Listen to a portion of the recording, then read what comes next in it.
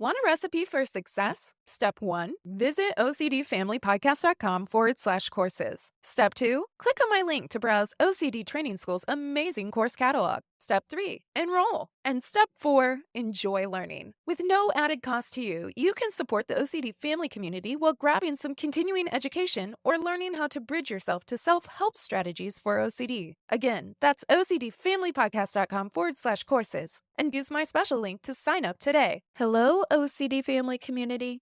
I'm coming to you a bit tired after a week of weather-related and remote learning, big changes, lots of politics, apparently some drama with Blake Lively. Don't know, maybe you've heard of it, whether you care to or not. New fires in LA, I mean, it's a lot. But my sweet kiddos are at school today, and I'm happy to be here with you, and not them. Sorry, not sorry, kiddos. Love ya, but I needed a day. So I just want to acknowledge for anyone feeling battered and bruised by all the things, you're not alone. But hey, on a supportive and uplifting note, today we're chatting with Taylor Newendorp, LCPC, about perfectionism. And while this definitely can and does show up in different OCD presentations, it also shows up outside of OCD. It shows up in life. But Taylor has written a super successful and actionable workbook on perfectionism, and he's here to share all about it with you, fam. So get comfy, because we've got some learning and thought-provoking discussion ahead, and I can't wait for you to hear more. I'm Nicole Morris, licensed marriage and family therapist and mental health correspondent, and let me be the first to say, welcome to the family. The OCD family, that is. I am here to create a community of support for family members, spouses, partners, parents, adult children, as there may be adult words, and chosen family of OCD sufferers and their community. I've had over 22 years of experience in the mental health field, but please note that this information does not qualify or substitute as a diagnostic evaluation, therapy, or treatment, and it is presented on an as-is basis. Please follow up with a qualified mental health provider in your area regarding concerns for yourself or loved ones. Thank you for joining us today. Now, let's get started. Alrighty, fam. Alrighty. So, on top of all the things this week, we had a couple of birthdays in the family, and I think somehow, hear me out, not sure, but this week has had approximately 17 days so far. Anybody with me? I mean, there's been good moments and hard moments, but it has been a lot. So I'm glad it's Friday, because not only does that mean the weekend is upon us, but I get to hang out with you. And for this week, Taylor. And honestly, Taylor, this episode has been a long time coming, hasn't it? For context, fam, we recorded this months ago, as you'll hear us reference later in the episode. And then I planned to publish this a couple weeks ago, but then LA caught on fire, and so did my brain. So we pivoted in real time to allow for some guidance and direction for managing mental health crises in the midst of real crises. And Taylor and I both used to live in the Golden State, otherwise known as California, so he's been beyond patient and flexible, another theme we'll chat about later in this episode. But I just want to take a moment to thank him for taking some time to share with you about the important and prevalent topic of perfectionism. So on that note, let me tell you a little bit more about Taylor, fam, and we'll get right into it. Taylor Newendorp, LCPC, is a licensed clinical professional counselor in Illinois and the founder of Chicago Counseling Center PC, a group practice that specializes in the treatment of OCD and anxiety disorders. He is also the network clinical training director for the telehealth platform NOCD. Taylor is the author of the Perfectionism Workbook, Proven Strategies to End Procrastination, Accept Yourself, and Achieve Your Goals. He lives in Chicago with his wife, 3 sons, and a new puppy named Chewy. So without further ado, fam, let's meet Taylor. Well, welcome back to the OCD Family Podcast, and I am thrilled to have a Midwesterner here, Taylor Newendorp, LCPC, who has his own Chicago Counseling Center in the Chicagoland area, but is also an expert on perfectionism, has written a perfectionism workbook, and we're going to talk about all of that and more. But first, Taylor, welcome to the show. Thank you. I truly am very, very happy to be here. Thank you. And I'm happy to have you. You do training with NOCD, or as part of NOCD, which for any newer fam joining us, is online therapy app that specializes in exposure and response prevention and provides a lot of hope for virtual access to treatment in the US and beyond for OCD. And so I recently got to attend a training that Taylor facilitated on this very topic on perfectionism. And I'm thrilled to have a dedicated conversation because I think this shows up a lot for people. And so we're going to get into all of that and more. But first, Taylor, I was telling you before we started recording, I'm just so fascinated by just the breadth of generosity and willingness for our professional community to share about what they've learned and gleaned and tips and strategies for the family here. And I'm so curious, when did you get into the OCD world? Have you treated it your entire career, or has this been something that drew you in? I love that question. I'm always curious about how people got into our field, first of all, and also how they kind of found their way to helping people with OCD and helping their loved ones. I honestly just kind of stumbled upon it in two different ways. So when I started, as a therapist, I wasn't really sure what I wanted to do. I had some interest in working with substance abuse.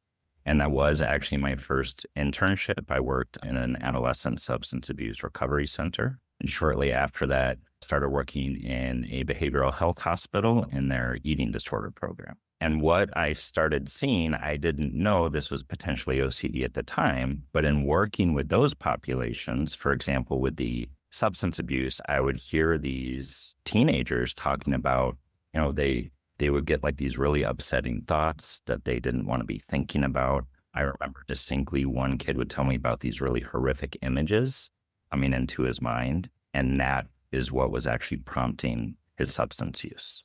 So people trying to cope, for lack of a better word, Yeah. with a kind of intrusive, unwanted experiences by using substances and kind of numbing out and pushing that stuff out of their head.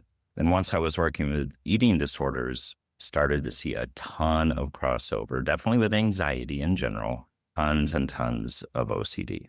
Oh, I just wanted to learn more about it because I was seeing it so much. And what I was also seeing was, quite frankly, like the people around me, my colleagues, all wonderful therapists, didn't really know much about OCD. And they were kind of constantly overlooking it or not even really addressing it as an issue for people. And as a result, we were seeing people not really get that much better, not making too much progress. I was always curious about it, wanted to learn more about it. And at the same time, one of my very dear friends from college divulged to me that she had just been diagnosed with OCD.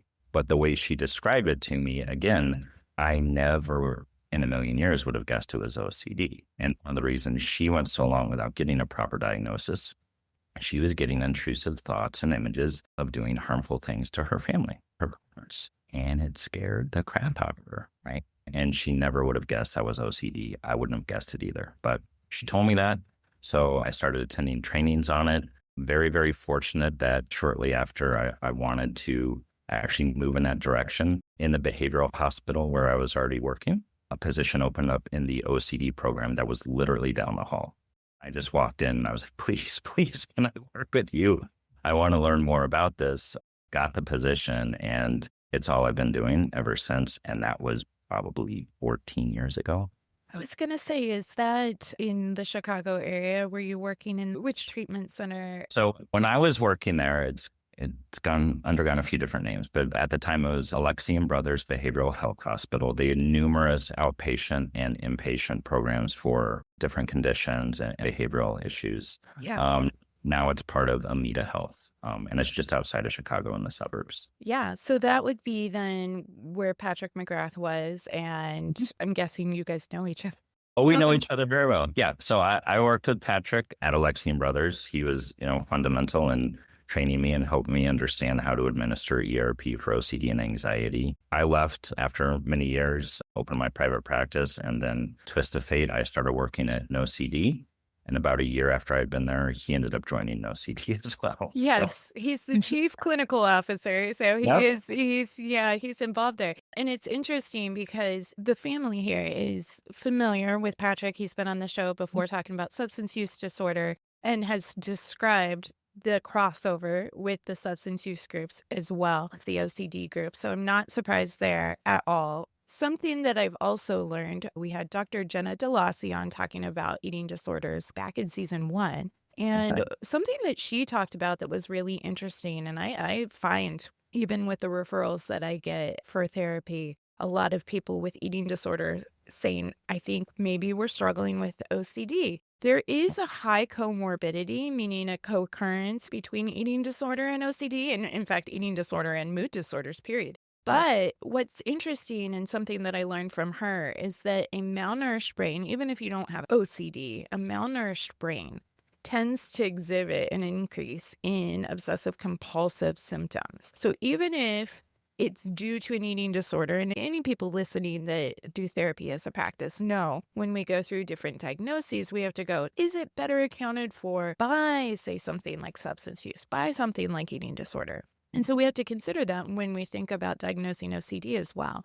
But I learned if a brain gets nourished and OCD lessens or dissipates completely, then we know that that was a result of the eating disorder. If it doesn't, then we know that there's also that co-occurring OCD. But as far as treatment groups go, and just as you were describing, so I'm not shocked at all that you ended up in OCD, knowing that substance use and eating disorders were some of your past experience, because what we found even when it comes to ERP is that research shows it can be very effective for substance use, eating disorder, and OCD. And so that's really fascinating. So as you then started to specialize in OCD, what brought you to the subject of perfectionism? Because you've written the Perfectionism Workbook and Mhm. you give trainings, I'm sure, on many topics, not just perfectionism. But what drew you to have the interest to write on this specifically and come up with this workbook? Yeah, I think it was not too dissimilar from how I kind of came across OCD and just started seeing it more and more and became more curious about it and wanted to learn how to help people with it. Mhm. It was the same thing with perfectionistic tendencies. Definitely once I was, fully focused on OCD and working with a variety of anxiety disorders, I was just hearing people start to, describe these perfectionistic belief systems that were kind of determining how they would act and certainly influencing how they were feeling day in and day out. And then again, started thinking back to people I had worked with in the eating disorder program and Mhm. kind of recognizing in retrospect how their perfectionistic behaviors were really detrimental. I mean, in cases like causing them true physical harm, like putting them in harm's way as far as not just mental health, but physical health was. And then just trying to be a little introspective myself, I started thinking about myself and what I could relate to in what I was seeing in many of my clients. And I realized I'm totally a perfectionist and I never really knew it. And I never really thought about it or conceptualized it that way. And Yeah. what's funny is once I started learning more about it, really focusing on researching it, studying it, trying to find different ways to help people with it, and then published the Perfectionism Workbook. I had a few friends from college and high school reach out and they're like, hey, thanks for making me aware of a problem I never knew I had before. So once people learn more about it and everything that kind of gets wrapped up in perfectionism, a lot of people can relate. Yeah, you can't unsee it once you're Right. like, the veil has dropped. I am a Uh, self-proclaimed recovering perfectionist. mhm. And, perfectionism, what we will say, the topic we're talking about in the context of OCD, and we're gonna talk about it kind of broadly, but perfectionism, like you said, could show up in other areas as well. So if you're perfectionistic, it doesn't necessarily mean you have even a particular mental health disorder. It's not exclusive to OCD, but yeah, perfectionism runs rampant in a lot of disorders where a sense of control or a desire for some certainty in eating disorder and OCD in a number of different spaces. And then it can also be a personality characteristic that comes up and doesn't always meet, again, the threshold of a disordered level. It can, but there are different ways in which perfectionism can manifest. And so we're going to be discussing all of that today. And so I'm going to say, Taylor, to help us understand, first of all, when we're talking about perfectionism, what do we mean? How do you define that? And I'm sure it's broad and it depends on certain contexts, but let's start from there and help us understand. Yeah. I love that you asked how we define it, because I always like to start with what are almost like dictionary definitions of some of these terms, because it helps us understand what it is about perfectionism that causes a lot of stress and disruption in functioning for people. So literally, like, the dictionary definition of the word perfect is flawless, without a single flaw, Hmm. right? And then when we're talking about perfectionism, especially if we start to look at it more like in the clinical context, it's this disposition to regard anything short of perfection as being unacceptable. So the way I always think about that, and I talk about it with my clients, and whenever I'm trying to provide information on it to people, it's like, if you just stop and think about that for a minute, the disposition to regard anything short of perfection as unacceptable, and perfection itself is the state of being entirely without flaw or defect. Hmm. It's an impossible standard, right? So for people who hold on to these perfectionistic beliefs that anything that is not completely flawless and without defect is unacceptable, looking at life through this lens that most things, if not everything, seems unacceptable, at least to some degree. Right. So that alone, like, when I just think of that, I start to feel stress. Like, I feel myself getting tense, and it gives me pause to really reflect on, if that's kind of the viewpoint people are operating on, Yeah. of course they're going to feel unhappy, unsettled. Things are going to feel uncertain, and that causes more anxiety. Well, and it's an interesting conversation, very relevant to now too, because we have what is even perfection? We have all these filters for life now, right? Exactly. Even if we think of something like in social media, right? We have filters or Snapchat, and you're just goofing off with friends, but you can put a filter on it. And there used to be more campaigns about what you see isn't reality because of Photoshop, and now we live in augmented reality where AI can create literally in real time a new version. And so it is this completely unattainable goal, even when we're thinking about that from a visual aspect, let alone writing, let alone the way we're thinking about things. And it can be very pervasive. 100%. Yeah. And I might have shared this in the training you attended, but I have a nephew now. He's in his early 20s, and he's trying to date, and he's basically given up on dating apps because no matter who he goes out with, he's told me, like, they never once look anything like the picture or even more pictures that they've posted on the app. And you can go on an AI app, you can snap a picture of yourself super quickly, and then you can completely manipulate it, your hairstyle, your hair color, like how your face looks, your Right. entire wardrobe, like everything, and then immediately post that online as well. So yeah, you're spot on. It's literally this impossible, unattainable standard that people start to strive for. Yeah. And the other, big problem with perfectionism is, like, it's totally subjective, Right. right? Your idea of a perfect meal is probably very different from my idea of a perfect meal. Yeah. It's totally subjective. So you're never going to be perfect in everybody's eyes. Once again, it's literally unattainable. Even within people, our standards change, right? What my perfect meal would have Right. been as a 12-year-old is not like it is now, right? And so not only is it subjective between people, but within yourself, your preferences are going to change, what you prioritize as superior. And, perfectionism too, in terms of my own experience with recovering perfectionism, was always performance based. I was going to be a straight A student. I was going to do things well. I was going to make sure there was minimal risk and maximum gain to the capacity that I could. And so perfectionism, of course, can take many different forms. And that's part of the complexity, right? Because it's not just a one or two dimensional thing. There's so many different aspects to perfectionism. Yeah. And that's one of many things that's been, like, really fascinating for me to learn more and more about over the years.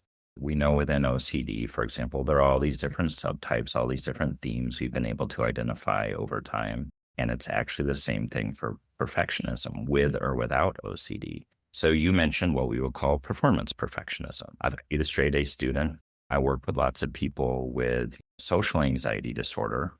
And the social anxiety really is driven by this fear. I have to appear perfect to others during any interaction I have with them. Yeah. The way I'm holding myself, the way I'm presenting myself, the way I'm speaking, the words I'm using, all that kind of stuff has to be perfect. Certainly, if I'm giving some sort of presentation or some other kind of performance related situation, it all has to seem and feel perfect for the person.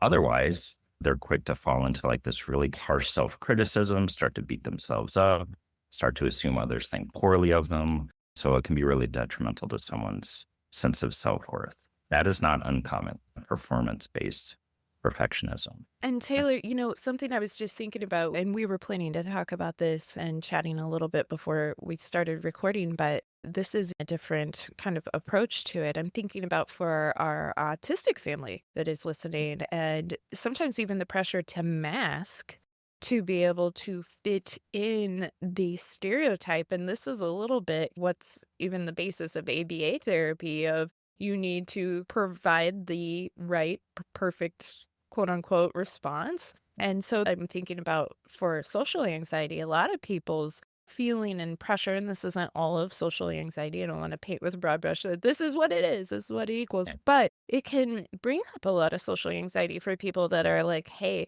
I have to muster up every ounce of energy that I possibly can to fit this idea of how I'm supposed to act, be, behave, etc. And it's exhausting.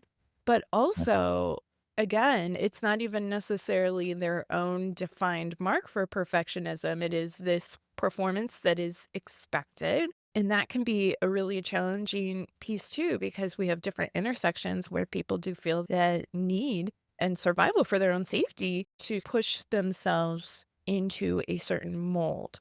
And so perfectionism sometimes comes from an inner expectation and sometimes can be also reinforced by different cultural expectations in terms of what it means to be successful or operate in an appropriate social manner or whatever the thing is. And so that complicates things as well. Oh, definitely. And yeah, there are all these kind of like societal norms, and those change over time as well. Certain cultural expectations. And as you're touching on, like, if those expectations don't really line up with who the person truly is, and they feel that pressure to come off a certain way, that of course that's going to create a lot of internal dissonance, a lot of stress. I agree. It's completely and totally exhausting. And it kind of fosters this idea that there's something quote unquote wrong with them Right. when there isn't, Yeah. you know? Yeah, so it's another kind of complex layer, and I like to be able to acknowledge that because it gets to be a messy conversation about perfectionism. But I love the imagery there, though, of that. And, so as we speak to it, yes, there could be external factors that are reinforcing pieces of that perfectionism. And I'm sure we've all had experiences, whether it's our mom or our friend's mom, that was like, yes, you do have to do this well. And everyone's kind of reinforcing the accolades of certain performance or certain image or certain this, certain that. But today we are thinking about it. We're the OCD Family Podcast, so we're thinking about it within terms of OCD. But also, one of the things that I think can be helpful for folks is just differentiating between what we would classify as ego-dystonic versus ego-syntonic forms of perfectionism. So just for any newer family joining us, my quick and dirty little like oversimplified definitions for ego-syntonic and ego-dystonic. Ego-syntonic is something that's going to be more in sync, and I do think of the boy band, so judge if you must, but it's all kind of in lockstep. It's in sync with your value system. Ego-dystonic is so distant from who you consider or see yourself to be or would ever want to be. Dystonic, again, somewhat of a clarifying understanding for what those words mean. And so when we think about perfectionism that shows up within OCD, as we learned, OCD is all about it being distant from who we want to be. It's very ego-dystonic. But can we just even provide a little bit of clarification for folks in understanding we're not painting perfectionism per se with a broad brush here, that there are, like we said, many different layers. And there are some forms of ego-syntonic perfectionism that can show up for people too. And so if we could help sort that out for folks.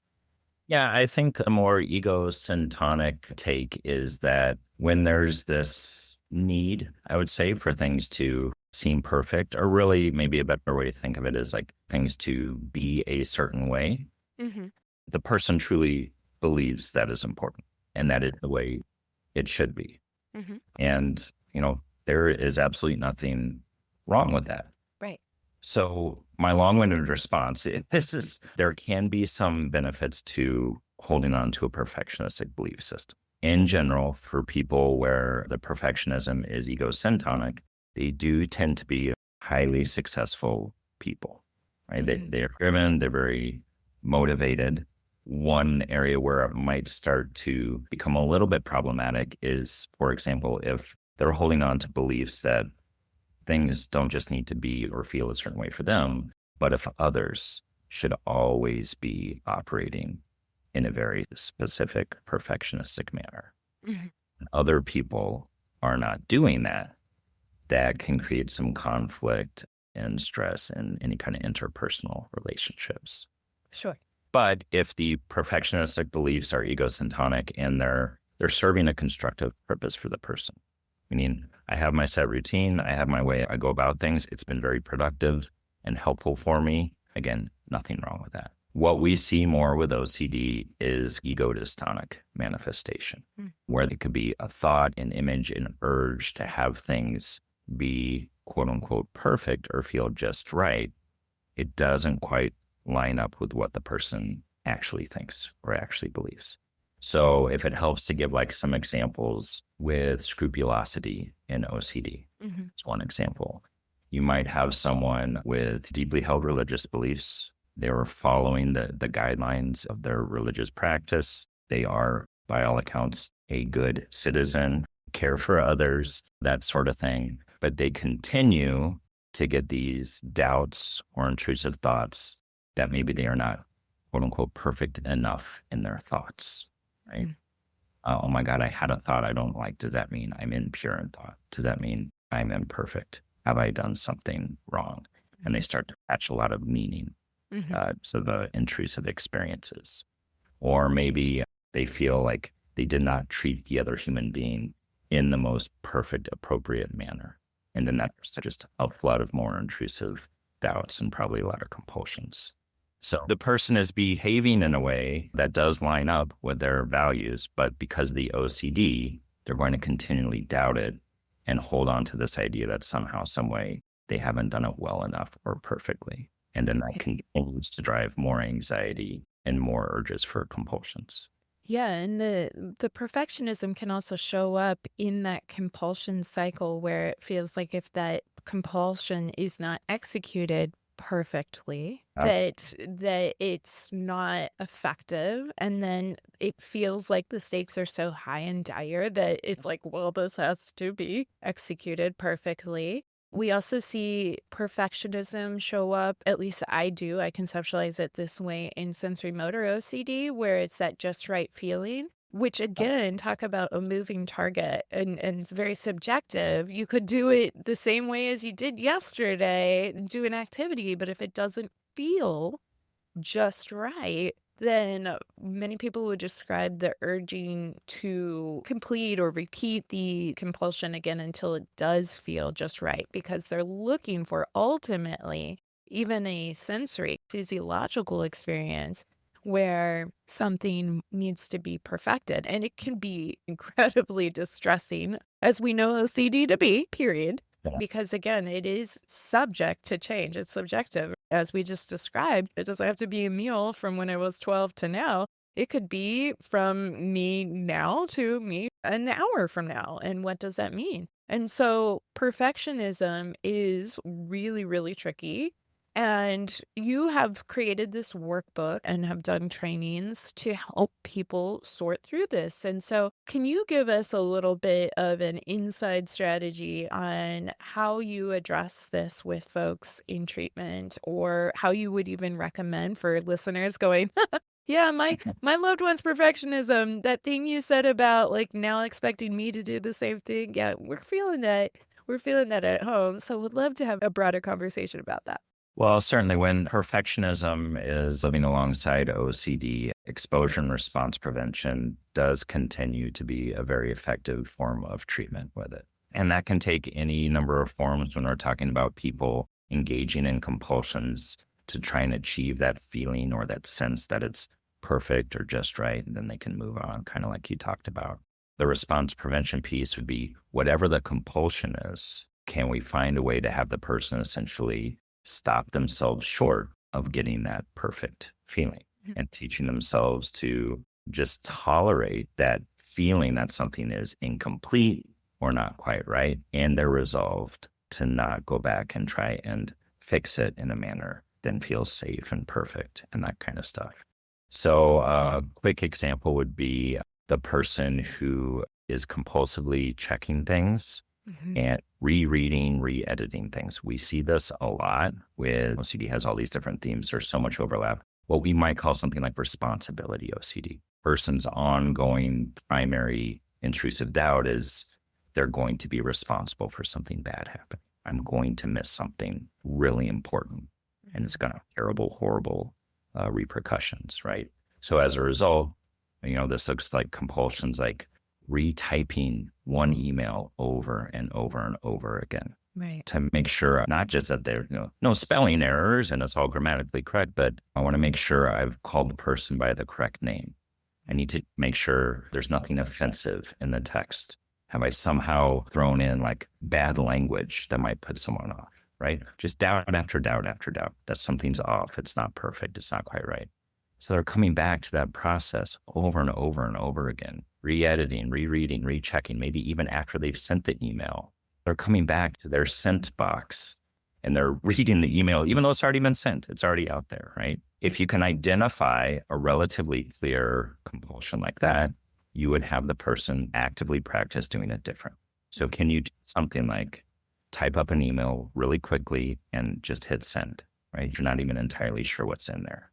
It's going to feel very incomplete. It's going to feel very imperfect and just see what happens, right? Along with that, we know with perfectionism and OCD, a lot of people are doing tons of mental review, viewing past interactions they've had with people, past conversations, events that may have happened 5, 10, 15 years ago. And it's this attempt to kind of check in retrospect, if I can just remember what happened perfectly, if I can remember every detail perfectly, then I can reassure myself that nothing bad happened and I didn't do anything wrong. But I have to remember it perfectly first. And people will stay in that kind of mentally compulsive process ad infinitum, truly. Yeah. Yeah. So, They're so like we- for decades.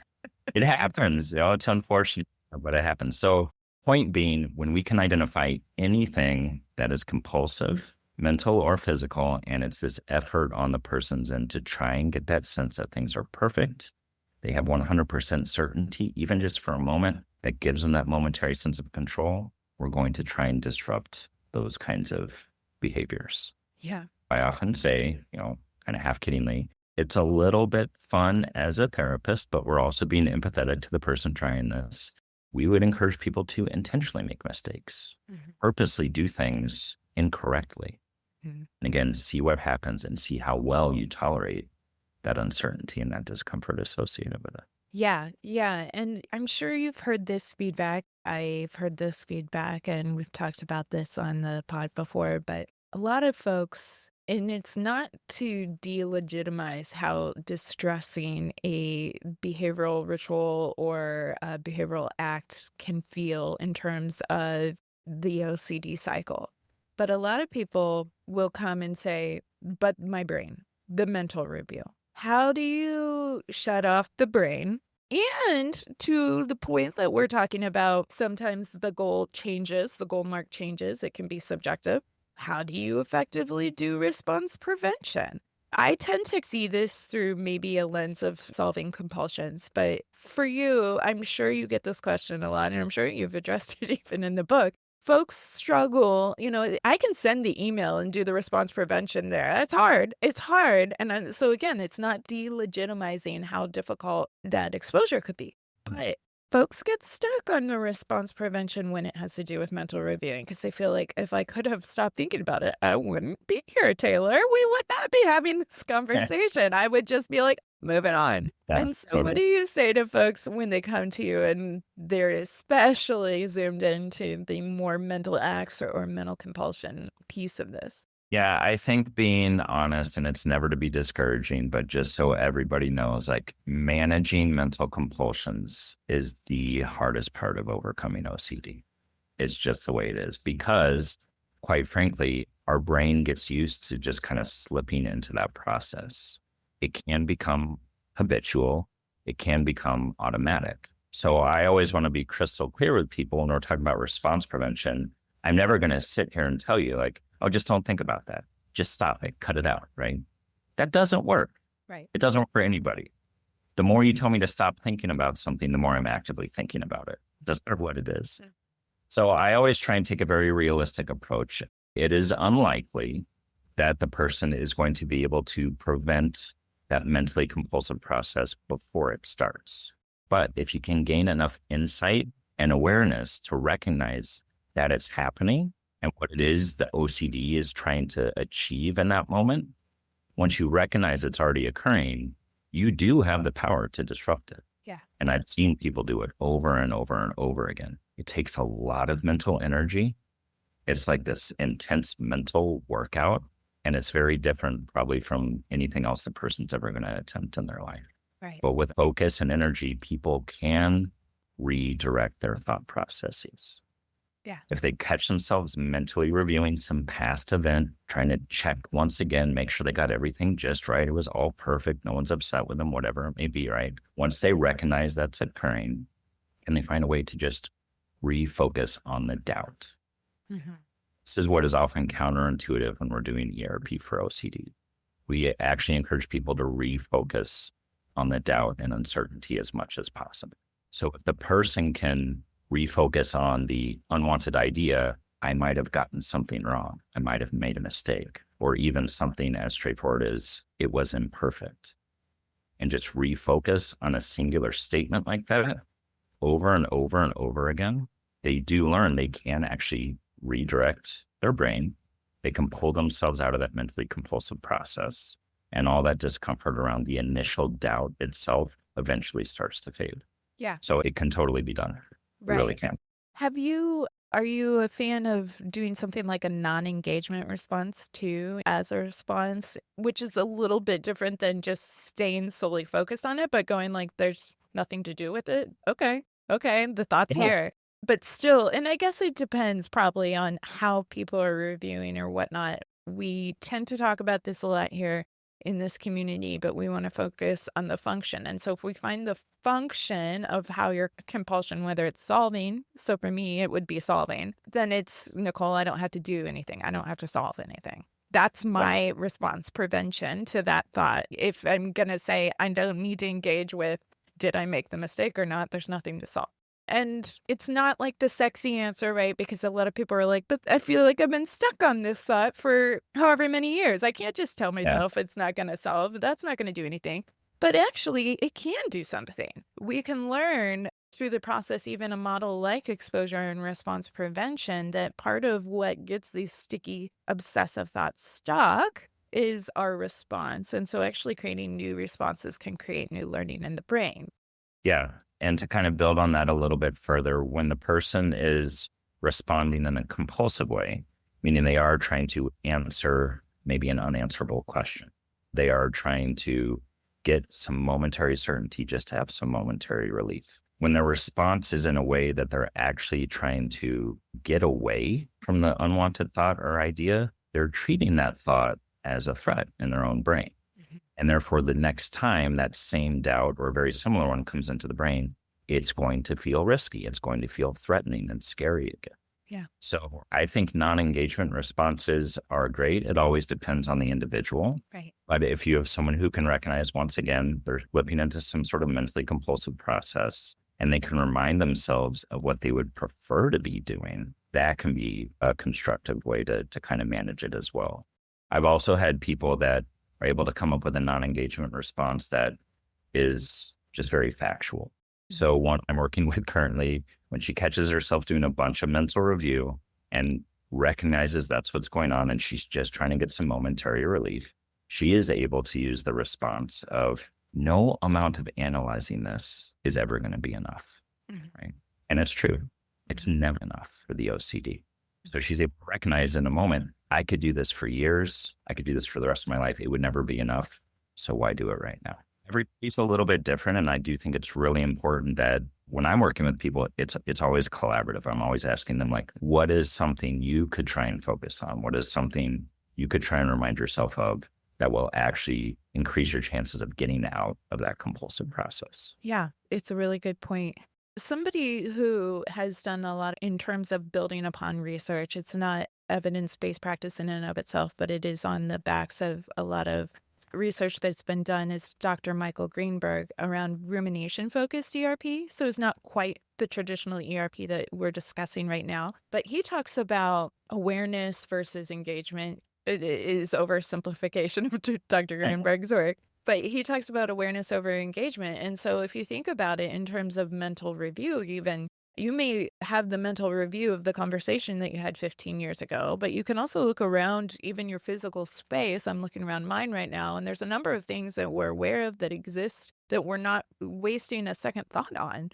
We're not Right. engaging in thought around. And so I've found, especially we've had Michael on the podcast, and a lot of people have found his work it's one of my more engaged episodes around his idea with rumination, because rumination is a form of this mental review that can be really, really challenging. And so I know at NOCD, ERP, and again, that's exposure and response prevention, is the main modality, but is there room for something like RFERP in terms of augmenting the traditional ERP practice? I don't know the inner workings over there, so I wasn't sure.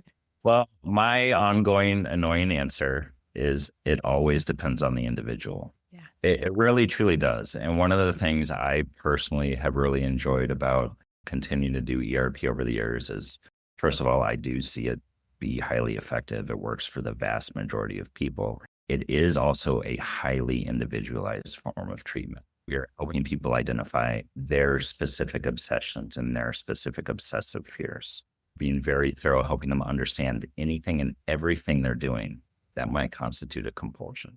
And we're addressing each of those things one by one. So I'll say this, I've seen a good chunk of people going through, I guess, what we would call just kind of traditional classic ERP.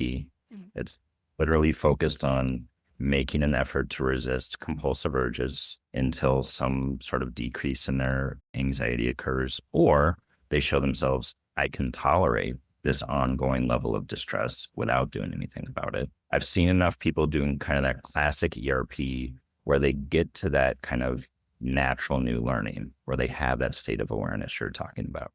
And they are in a moment be able to observe, oh, that's a mentally compulsive process. I literally don't need to do that right now. What else is around me that I could focus? Some people will kind of get to that point just through doing straightforward ERP. Other people won't. And at that point, yeah, we look at what are some other methods we could start to incorporate with the individual, right? I know there are people that maybe they've tried ERP for a very long time. They've had some progress, some efficacy, but they're not quite to the point they want. And then they try a modality through a different lens, something like ICBT. And then all of a sudden that ends up being the game changer, right? Or vice versa. My long-winded and sometimes frustrating answer is it really truly depends on the individual. I don't think you could ever take like a one-size-fits-all approach when you're trying to help someone learn how to manage OCD. I absolutely agree. I mean, short of a cure, if we had a cure, then and it was eradicated, then yes, there was a one size fits all. Right. It's a good job, but I would find something else to do. That'd be fine. Happier to be out of a job if OCD was Totally. not a thing, but 100%. perfectionism would still be a thing.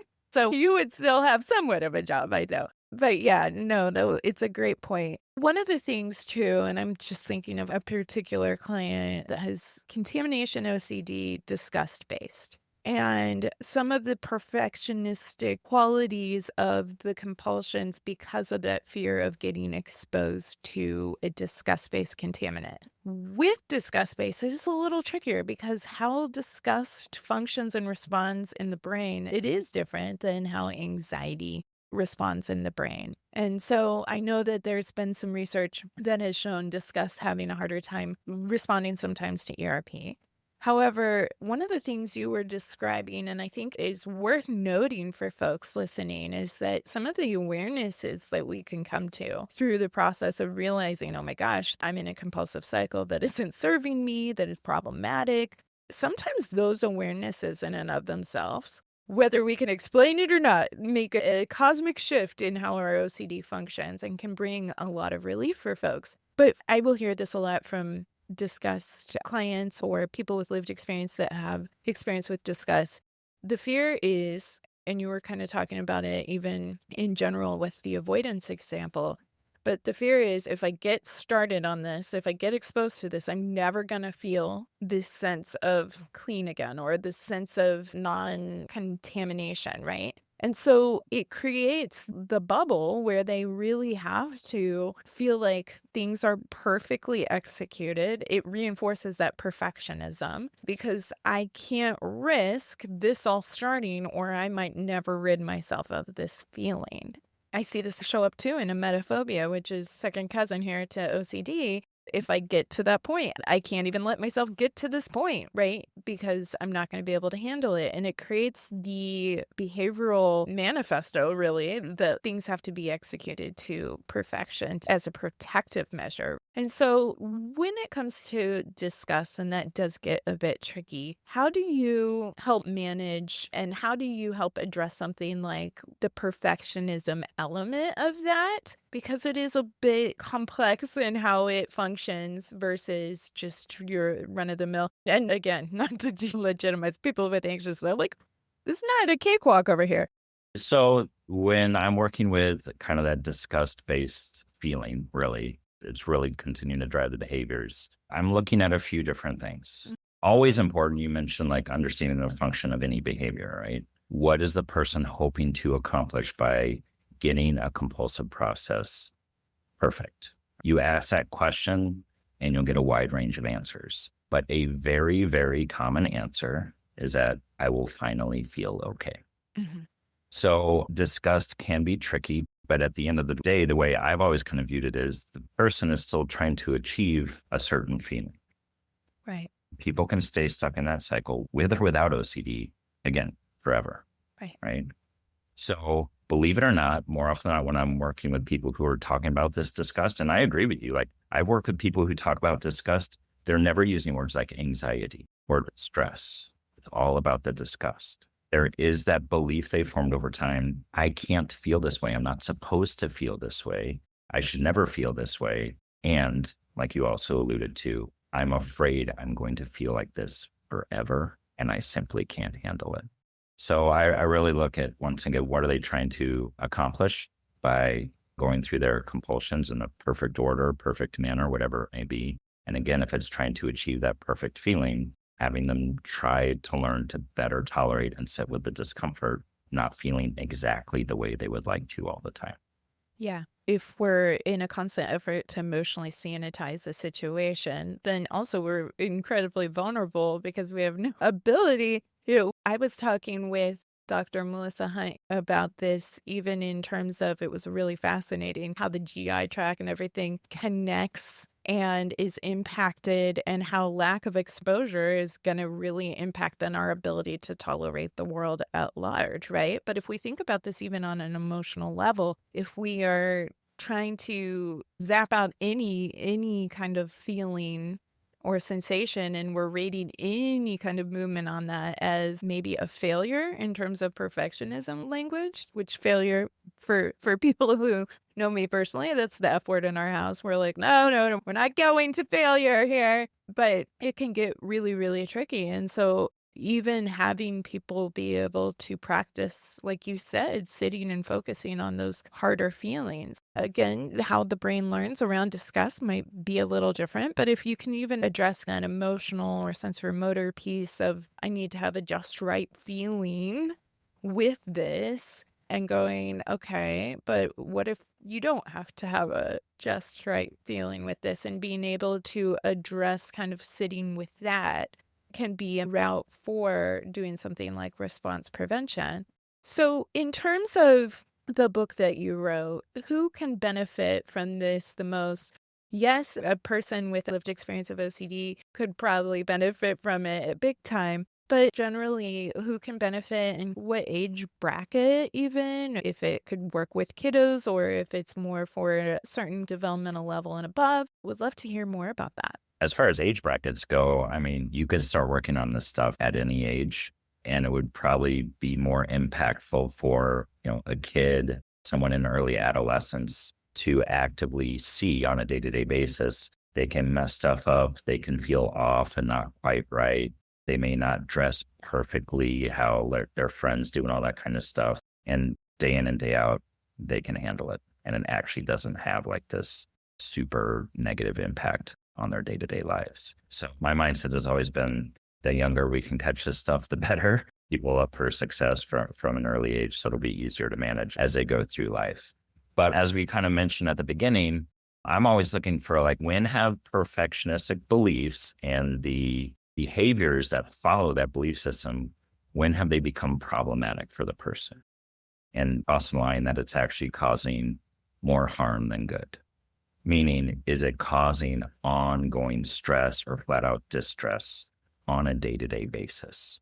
Are they in fear of not having things be or seem or feel perfect? And is that essentially driving their decision-making and, again, driving their behaviors? So in the book, I reference a bunch of different case examples. I don't flat out say it in the workbook, but all of those case examples were people living with OCD. Okay. So what we tend to look at, again, is have things gotten to a point in the person's life where their perfectionistic beliefs and behaviors are interfering with their ability to maintain healthy interpersonal relationships, friends, family, even like colleagues in school, people at work, have their perfectionistic fears about not always presenting themselves in an ideal manner. Has that caused more withdrawal, more isolation? Is it now contributing to depression? Are people having so much difficulty coping with their perceived imperfections that they are in fact turning to things like substance abuse? The eating disorders, is the person so focused on having the quote unquote perfect body that they are literally causing themselves damage by their eating behaviors? These are more extreme examples, but honestly, just using myself as an example, I'm kind of an open book. Like, I've never met criteria for any psychiatric disorder or anything like that. But my perfectionism manifested in a way that throughout my academic career, I was more stressed than not, more days than not. And what I like to share about my experience, because I never would have guessed this is perfectionism, because it kind of took a different form, was I was engaging in tons of procrastination and avoidance. And what we see a lot with perfectionism is, there are these stereotypes around it, just as there are with everything, right? But most people kind of equate perfectionism with like the type A personality, the overachiever, alcoholic, and that kind of stuff. And perfectionistic beliefs can drive all those behaviors. But there is this flip side of perfectionism, and this was my lived experience, where just the idea of something like working on a paper for college, right? Just the idea of it, I knew it would be fraught with so much unrest and stress because I wanted to get it perfect that in a moment it felt easier to just put it off. Mm-hmm. And even, as a 19, 20, 21-year-old kid, I knew enough, never knew it was perfectionism, but I knew enough to know once I start that process, it's going to be miserable for me. Yeah. I'm going to hate it because I'm going to be so worried every second that I'm not getting it perfect. And the outcome, the result will not be perfect. And I'm not going to get that A+. and my teacher's going to think I'm an idiot.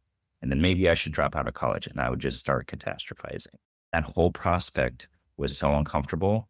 I would just put it off, and put it off until I had no choice. Right. And it was at the last second. And then I'm pulling in an all-nighter, which was also miserable. Right. And then what I realized, this was many years later when I was going through my own therapy, what I realized in retrospect was by doing that, then I kind of had a built-in excuse. Meaning when I got the paper back and I didn't get the A+ and it wasn't perfect, my fallback was, well, I didn't have enough time. Mm-hmm. I had totally done it to myself. Right. And as a result, I mean, I made a lot of great friends in college. Overall, I had a good time in college, but the academic piece was really unpleasant. Mm-hmm. Same thing when I was in grad school. And that was when I was finally like, I got to do something about this. I have to change the way I'm operating here. Because the more I was procrastinating and avoiding and putting stuff off, that anticipatory anxiety and that stress was just building up more and more and more. And it was all out of a fear that I wasn't going to get it just right. Yeah. So recognize, again, the way people are perceiving things and kind of this perceived need to be perfect and perform perfectly. When we can see it causing that kind of disruption, that's where I think it's important to address. Yeah, it's a really good and interesting point. And, it makes me think too of some of the information campaigns going out, even for some of the neurodivergent population, ADHD, autistic folks, thinking about the amount of energy. They tend to put it in terms of how much it's going to expel from them. So it's not always about perfectionism, but even for a task that's going to lead to a pleasurable outcome, the amount of effort that it's going to take to put in can sometimes be stalling or procrastinate the start of even initiating a task because, oh my gosh, the amount of energy it's going to take to finish that task. And so certainly we can see perfectionism again in every direction showing up. And so if you feel like, yes, and on top of that, the pressure of the execution has to be just right. And what's just right mean for today? What's just right mean? It is a very, very relatable and problematic struggle that people are facing. So it's not unique to OCD. It absolutely shows up in OCD, and not for everyone, but for a lot of people. But it shows up in a lot of different facets of life. One of the conversations we had, one of the first times we connected, I asked you about this because I see this show up a lot in relationship OCD. I think it really boils down to, did I pick a perfect partner or relationship, or did I not? Do I need to go find the perfect partner or relationship? And the reality is, what's the perfect partner and relationship? Guess what, honey? It ain't you. Look in the mirror. And it's not going to be your spouse or your partner because perfect doesn't exist, right? Right. And Yeah. so I see perfectionism show up in a big way in relationship OCD, and that can be between intimate partners, but that can also be at times between, say, parent-child, or it can be between someone's higher power and themselves. And so it gets tricky. Oh, it's very, very tricky. And I'm glad you brought that up. I mean, more often than not, when we think of relationship OCD, we're usually thinking about romantic relationships, intimate relationships. There is such a thing as romantic perfectionism that kind of ties into that. But I couldn't agree more. We see relationship OCD actually negatively impacting any kind of relationship.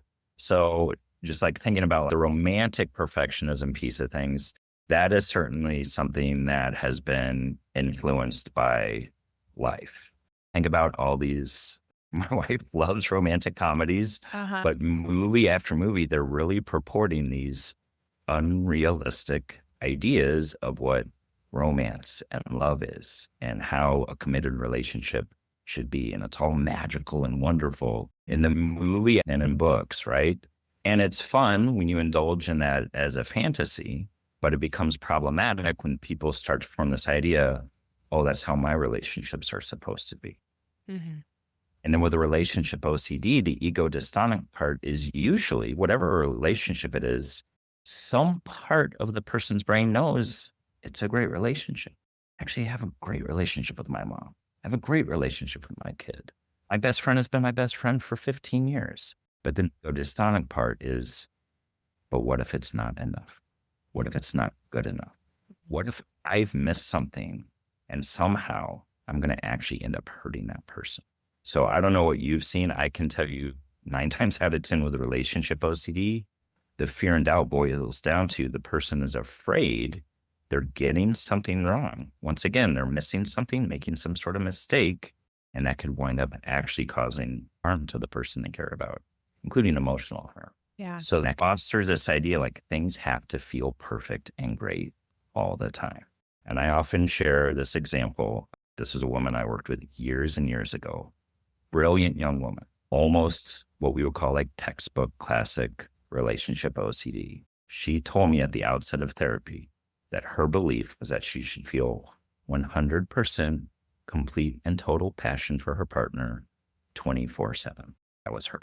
Any moment of the day when she was not feeling quote unquote 100% complete and total passion towards her partner. So all these doubts, right? Sure.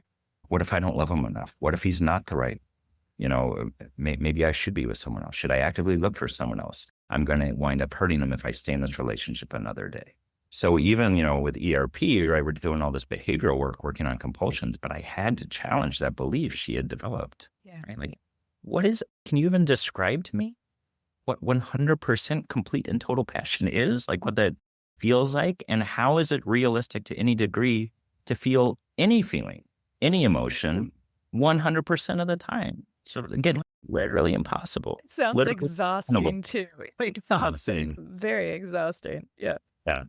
Yeah, and I think within families, there could be a disagreement, which is very, very natural, right? There could be something like a relatively normal, for lack of a better word, disagreement.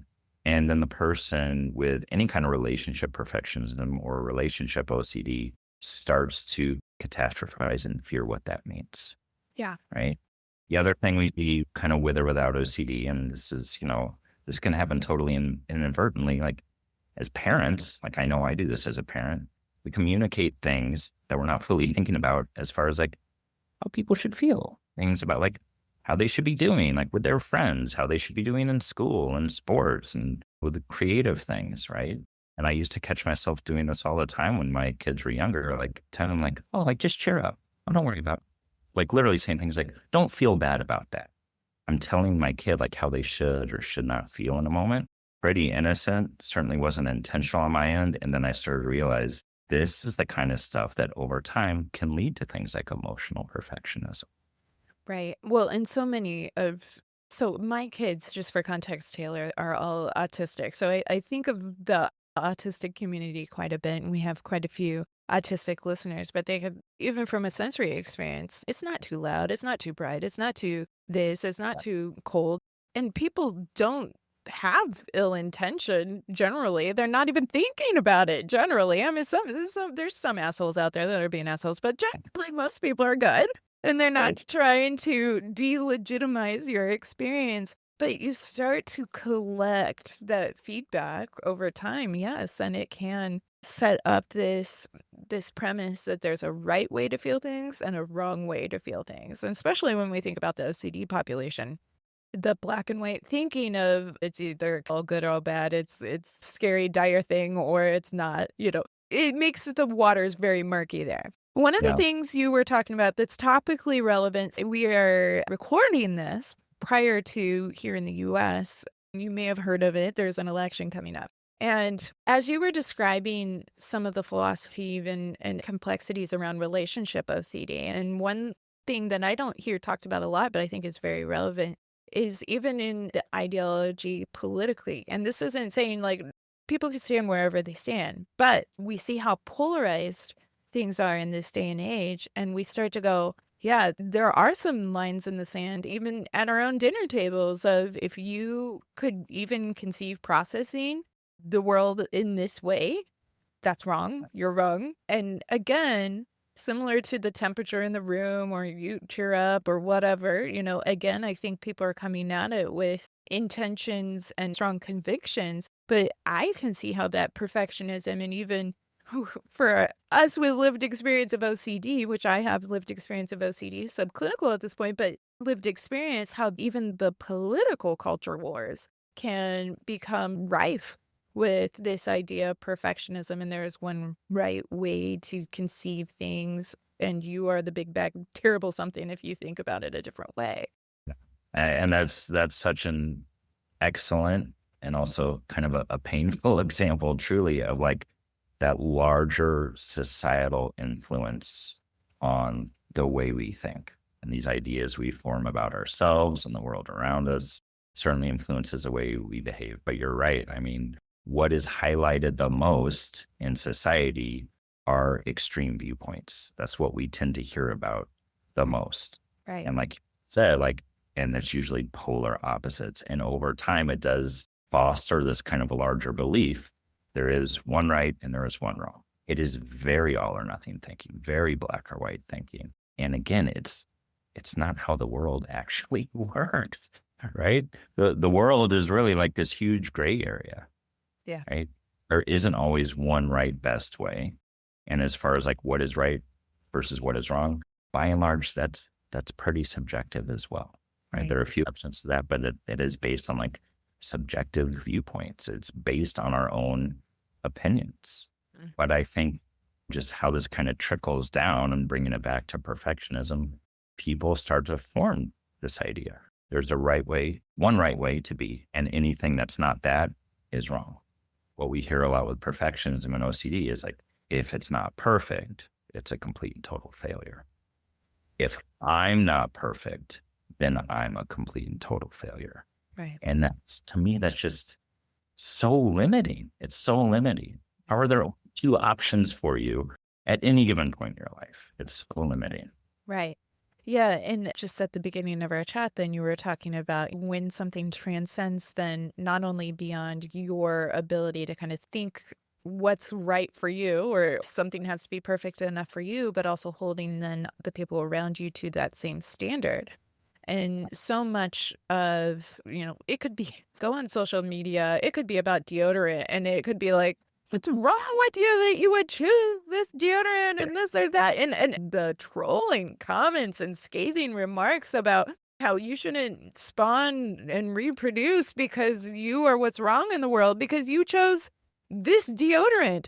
And that's a mild example. Yes, there are a lot bigger conversation topics on the table there. And so if this is the dynamic, this is the environment, this is the fishbowl between augmented reality and image and different very, very strong convictions. And I'm not saying don't have convictions, folks, but, in terms of there's one right way, some of the flexibility in our thinking, some of the need there is to be able to understand that there isn't just one right way, or there could probably even be, even if you're doing something perfect, something could be perfected upon. It's not that this is the pinnacle kingpin, this is the bar we need to achieve. There's always, I think about this in terms of relationship OCD, there's always going to be a more perfect relationship out there, and there's always going to be a worse relationship out there. And there's going to be a better partner or a better whatever. And you could be a better partner or whatever. Like you're not the greatest thing since sliced bread either, because we all have our flaws. And being able to take it back to even to that definition you used in the beginning. What is flawless? It doesn't exist, people. It doesn't. Nothing is flawless, which was, I'm sure, a hard pill to swallow for your client that came in saying 100% passion, nothing less. But how life-giving, how freeing on the flip side of that coin when you realize actually nothing is that, and I don't have to attain or seek or find that. Like, actually, it's so freeing to come out of that cage because, like you said, it can be so limiting, this construct of what things need to be or should be or must be, and it just doesn't exist. Perfectionism does not exist. And so it sounds like, family, if you're following along with us, that anybody could really benefit from looking into these different exercises and examples and learning from this perfectionism workbook. And so it's available on Amazon. Is it also available on Kindle and Audible? And all that kind of good stuff. Yeah. Yeah. Excellent. Excellent. So I'm going to have all of that information linked over on this episode's blog at ocdfamilypodcast.com. Also, you have the Chicago Counseling Center in the Chicagoland area. So if people are in Illinois, and I'm guessing via telehealth or in person, if people want to check out services through Taylor's practice, he sees clients there. He has an amazing staff that was working. I was telling Taylor I met half his staff at the OCD Walk in Chicago. And somebody that the pod is more familiar with. We've had Madison on the show many times. Madison is one of your stellar therapists over there. And so it's definitely worth checking out. All that's going to be linked on the blog. But as we wrap up today, Taylor, anything else you would want to impart to the fam? I would just say with everything we're talking about, like it's all way more common than anybody might guess. And for anybody, whether it's for yourself or you have a loved one that you're seeing display these perfectionistic tendencies, it can all be worked on in a way that, like you said, is in fact freeing. When the person is able to actually see, oh, I don't have to view things in terms of absolutes. I don't have to drive myself to these behaviors that are actually causing me more distress and more disruption. It can be very freeing. It can all be worked on, truly. I love that. And also, we'll give one last nod to NOCD. You do training and support through NOCD. You also see clients even through NOCD. And so, again, if you want to tell folks a little bit more about NOCD, and if you know, because the last I've talked with somebody from NOCD, I know it's ever expanding in terms of its reach, different countries, etc. And so it's not just US based, but it is US based as well, all 50 states and territories. And so if you can let folks know a little more about NOCD, if they want to learn more about that, would love to hear it. Yeah, so NOCD has quickly grown to be the world's largest telehealth provider that provides specialized treatment for OCD. I shouldn't say just for OCD. It's always primary focus, but we also work with people living with different kinds of anxiety disorders, body focus, repetitive behaviors, all the things we see, commonly living in OCD. But yeah, we now provide services across all 50 states, Canada, the United Kingdom, Australia, and a few other countries around the world. What's been awesome about my work there is I'm their director of clinical training. I've had the opportunity to train hundreds and hundreds of therapists to help them understand the nuances and the challenges that go along with living with OCD, and best of all, how to provide effective treatment for it. That's awesome. Yeah. And you do not have to work for or be a part of NOCD's direct community to benefit. So if you're a therapist, like I don't work for NOCD, I was able to attend a training. And so I'm sure there's the internal trainings versus the community trainings, but it's a great resource to be able to get some continuing education if you're a therapist. And is NOCD accredited for both the psychologist level and okay. We're getting into talking shop on CEs, the type of CEs, but that's good, right? Because not everybody is doing the APA credits and things like that. So yeah, so tons of free CEs. We offer usually at least one up to 3 live free CE courses every month. We have lots of home study CE courses. On top of that, just for the general public, we have multiple webinars we offer on a weekly basis. A lot of them are just open Q&As, meaning anybody from anywhere, someone living with OCD, a family member, a loved one, they can pop in and ask any and all questions they have of an OCD specialist. Got a great online community just through the NOCD app that's completely free to the public as well. So lots of great support available through them. Yeah, and I like the NOCD app too. I would always suggest if you're new to ERP, exposure and response prevention, or OCD treatment, having that guided by a therapist is going to be so helpful. But I love that NOCD also has built into their app an ability to track exposures or even coming up with ideas for exposures, because I think the harder part of ERP treatment for a lot of people, even some clinicians, that's right, I'm calling you out because I've been there, I've been you at a point in time, is getting the response prevention, like actually practicing the response prevention. So having that guidance from a therapist is going to be really, really helpful. But also in the app, I love that you can build exposures in there. It can give you some ideas. You can give it some content that you're struggling with it, and it can help customize an exposure, what that would be for you. And so I think that's really helpful. Lots of really great tools there available through NoCD.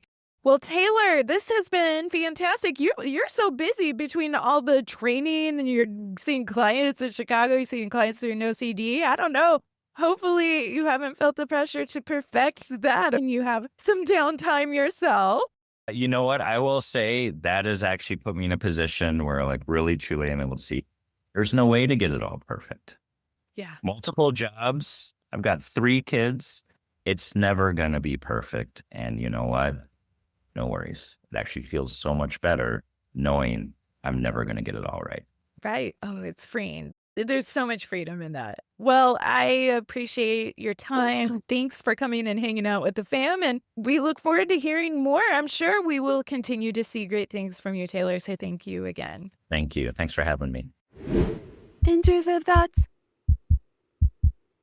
Alrighty, fam. All right. What did you think, huh? There's plenty to chew on from that conversation, but I'll tell you something that struck me when I was prepping our interview for today. We mentioned politics and how there was going to be an election, not knowing, particularly because it wasn't planned for this episode to publish on the bookend of Inauguration Week. Talk about irony. And fam, I've said it before, but it never hurts to mention again, or for any newer family joining, I don't get into political conversations on the pod. It's not because I don't have feelings or you don't have feelings. I'm sure it's quite the contrary. But there are so many places or spaces where you could go for political commentary, and there are so few places where we can support our OCD warriors. So it's very intentional that I protect and maintain focus on the OCD family community. But this brings us to today's intrusive thought segment, which is the application segment of my show for any newer family joining. It's where we try to put into practice something we've heard or learned about today, whether we are a family member, a warrior, a practitioner, or heck, all 3. And so I want to go back to one of the tips Taylor had for combating perfectionism or even the compulsive process more broadly. And that has to do with refocusing on the doubt. And while this is certainly a helpful exercise for people with OCD, it's helpful for anyone battling perfectionism too. So Taylor mentioned earlier that he asks questions like, what is something you could try and focus on? What is something you could try and remind yourself of? And this is where we get to flip the script, family. So instead of, if I just work a little bit longer, this could be better, it can improve, maybe if I do it again, instead of perfection, we can flip that script to, no matter how long I work on this, perfection is an unattainable goal. Just like French philosopher Voltaire espoused, don't let perfect be the enemy of good. Or a thought like, no matter how much I think about something or try something, it won't be enough. Because as crushing as it might sound to a perfectionist, that's actually where freedom is born. You can still do a really, really good job. You can still care so much, and there's no such thing as perfect. And thank goodness, am I right? Because getting out of our heads and into our lives is one of the best gifts of all. So try answering the question for yourself. Maybe stick a post-it or write a message on your mirror. Keep a note by your phone charger, because Lord knows we cross paths with that thing more than we care to admit. And leave yourself an affirmation that focuses on your doubt. For me, I think mine would read something like, I'm not perfect, and I'm not sorry about it. Because so often, I am trying to make up for the gap that my humanity creates. What's yours? Because no matter what you doubt, fam, you're not alone. And we are better together. Thank you for joining me and our OCD family community. If you enjoyed what you heard today, please like and subscribe to the OCD Family Podcast wherever you enjoy your podcasts. Did you find this content helpful? Please consider leaving a review. The more people that know they're not alone, the better. For more information regarding today's podcast, please visit OCDFamilyPodcast.com and remember to join the email list while you're there. It will provide you with the most up-to-date information, resources, and the download on the family chatter. Oh yeah, nothing says family like Taylor and me chatting imperfectly. That's right, I went there. And you can too at OCDFamilyPodcast.com. Therapists, are your clients struggling with disgust-based contamination OCD? Have you tried upgrading your ERP with the Mastery approach? Visit OCDFamilyPodcast.com/courses and click on my link because I've got just the training for you. At OCDFamilyPodcast.com/courses, you can check out OCD Training School's entire catalog of courses, including Rich Gallagher's course, Treating Contamination OCD. Where else can you build mastery over disgust-based triggers while supporting the fam at no extra cost to you? It's a win-win at OCDFamilyPodcast.com/courses.